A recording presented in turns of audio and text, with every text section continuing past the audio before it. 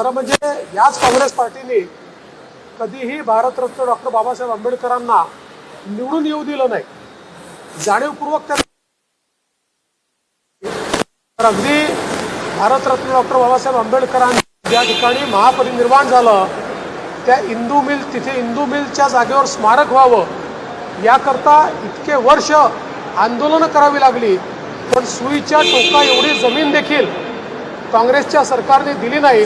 पण मोदीजी प्रधानमंत्री झाल्यानंतर आणि मी मुख्यमंत्री झाल्यावर त्यांच्याकडे गेलो, 3 दिवसामध्ये 2000 कोटी रुपयाची जमीन ही राज्य सरकारला दिली आणि आता त्या ठिकाणी स्मारक होत आहे. लंडनमध्ये ज्या ठिकाणी बाबासाहेब शिकले त्या ठिकाणी ते घर लिलावात निघालं होतं. काँग्रेसच्या सरकारकडे अनेक संघटनांनी मागणी केली की हे घर लिलावात जाऊ देऊ नका, त्यांनी लक्ष दिलं नाही. पुन्हा आमचं सरकार आल्यानंतर ते घर आम्ही घेतलं.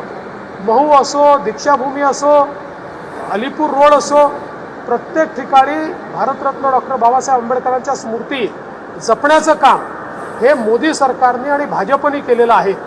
काँग्रेसला फक्त त्यांचं नाव वापरायचं आहे आणि त्यांचं नाव वापरून राजकारण करायचं आहे, मात्र कुठलाही सन्मान हा कधीही त्यांना काँग्रेसने दिलेला नाही.